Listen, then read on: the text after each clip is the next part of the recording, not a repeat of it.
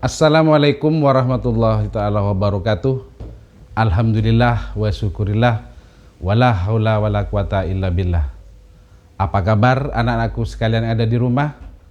Bapak harap kalian tetap sehat dan tetap semangat belajar di rumah di masa pandemi ini. Salam tangguh corona. Anakku sekalian yang hebat, pada tahun 1970-an, Raja Dangdut Indonesia Bung Haji Rhoma Irama pernah bernyanyi lagu tentang penduduk Indonesia. Kurang lebih begini lagunya. 135 juta penduduk Indonesia, terdiri dari banyak suku bangsa, itulah Indonesia. Demikian lagunya anakku sekalian. Anakku sekalian, pernahkah kalian berpikir bagaimana kalau lagu Bung Haji Rhoma Irama tadi itu dinyanyikan di tahun 2020 ini? Tentunya suatu hal yang lucu, bukan? Kenapa? Bisa kalian tahu? Iya, betul. Karena di tahun 2020 ini penduduk Indonesia sudah tidak 135 juta lagi. Badan Pusat Statistik Indonesia per Juni 2020 telah merilis bahwa data penduduk Indonesia telah menembus 265 juta jiwa. Jadi, kalau Bung Haji Rhoma Irama akan bernyanyi, harusnya sudah menyanyikan lagu demikian. 265 juta penduduk Indonesia. Kurang lebih seperti itu anakku sekalian. Anakku sekalian, berbicara masalah penduduk, dari tahun 70-an tadi yang Bapak sampaikan sampai tahun 2020 saat ini, hampir setengah abad lebih, penduduk Indonesia telah bertambah dari 135 juta menjadi 265 juta. Pertambahan penduduk dari tahun ke tahun, itulah yang dinamakan dinamika penduduk. Anakku sekalian yang hebat, berbicara masalah kependudukan, hal ini penting untuk kalian ketahui dan pelajari karena besarnya potensi jumlah penduduk Indonesia merupakan modal awal yang kuat, merupakan modal awal yang besar untuk pembangunan Indonesia. Untuk itulah anakku sekalian, pada kesempatan kali ini kita akan bersama-sama belajar tentang faktor-faktor apa saja yang mempengaruhi dinamika kependudukan Indonesia. Untuk itulah anakku sekalian, marilah kita bersama-sama untuk melihat tayangan singkat berikut ini.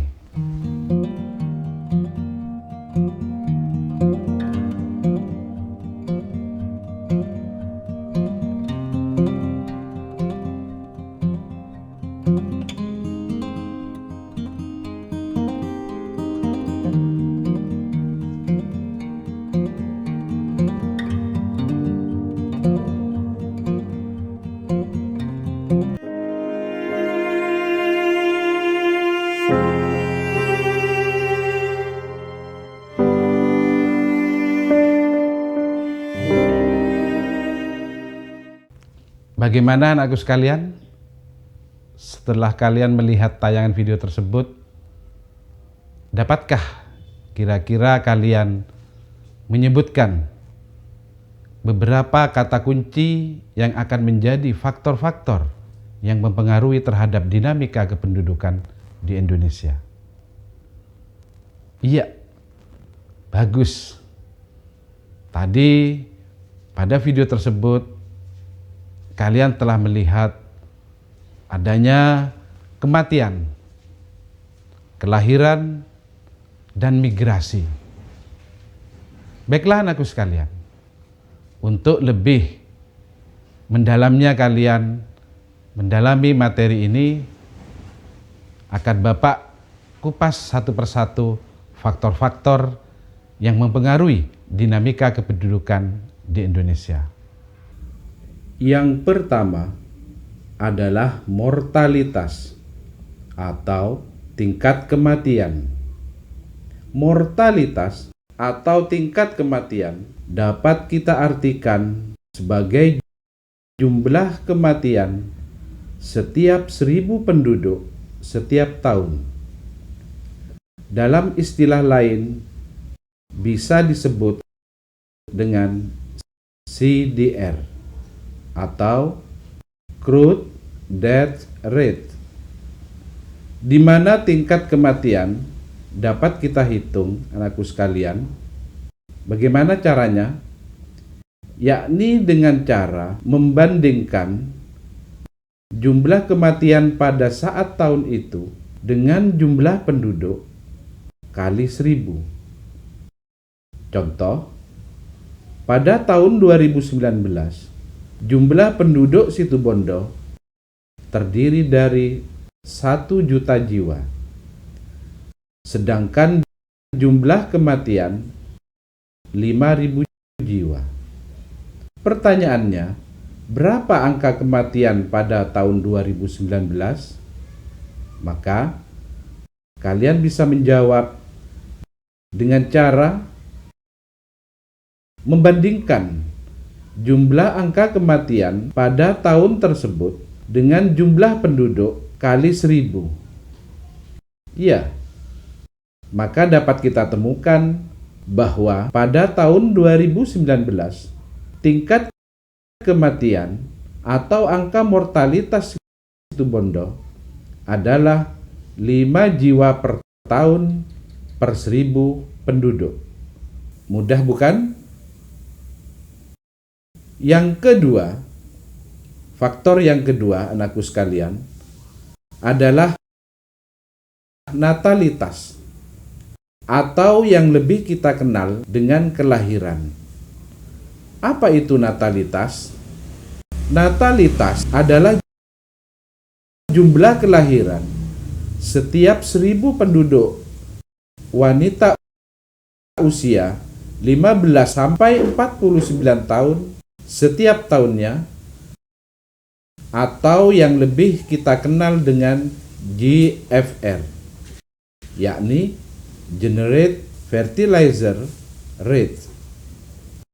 Anakku sekalian, kita bisa menghitung GFR dengan membandingkan jumlah kelahiran dengan jumlah penduduk wanita produktif usia 15 sampai 49 tahun kali 1.000. Contoh, pada tahun 2019, jumlah penduduk wanita usia 15 sampai dengan 49 tahun sejumlah 500.000 jiwa.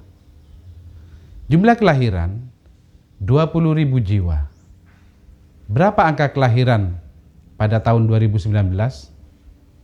Maka anakku sekalian, kalian bisa menghitung GFR ini dengan membandingkan angka kelahiran pada saat itu dibanding jumlah penduduk wanita usia 15 sampai dengan 49 tahun kali 1.000. Jadi kita dapat menghitung 20.000 per 500.000 kali 1.000, maka akan kita temukan bahwa tingkat angka kelahiran Kabupaten Situbondo pada tahun 2019 adalah 40 jiwa per kelahiran per tahun per 1.000 penduduk. Faktor yang ketiga, anakku sekalian, adalah migrasi. Migrasi adalah perpindahan penduduk dari satu tempat ke tempat yang lain. Migrasi itu sendiri kita bagi menjadi 2 bagian. Yang pertama adalah migrasi nasional. Tentu, pada migrasi nasional, batas wilayah adalah tetap dalam satu lingkup negara. Migrasi nasional dapat kita bagi menjadi 2 bagian. Yang pertama adalah urbanisasi. Urbanisasi adalah perpindahan penduduk dari desa ke kota atau perpindahan penduduk dari kota kecil menuju kota besar. Yang kedua adalah transmigrasi. Transmigrasi adalah perpindahan penduduk dari satu wilayah ke wilayah lain, tentunya tetap dalam satu lingkup negara. Yang kedua, anakku sekalian, adalah migrasi internasional. Migrasi internasional, seperti namanya, tentunya di sini sudah terjadi perpindahan penduduk antar lintas negara. Yang pertama adalah emigrasi. Emigrasi adalah perpindahan penduduk dari dalam negeri ke luar negeri. Contohnya, misalkan seperti saudara-saudara kita yang bekerja ke luar negeri. Sedangkan yang kedua adalah imigrasi. Imigrasi adalah perpindahan penduduk dari luar negeri masuk ke dalam negeri. Contoh, tenaga-tenaga kerja asing yang bekerja dan menetap di Indonesia. Nah, untuk menguji pemahaman kalian pada materi ini, Bapak harap kalian bisa menjawab pertanyaan berikut. Demikian pertemuan kita pada hari ini. Terima kasih. Sampai berjumpa kembali di pembelajaran IPS selanjutnya. Assalamualaikum warahmatullahi wabarakatuh.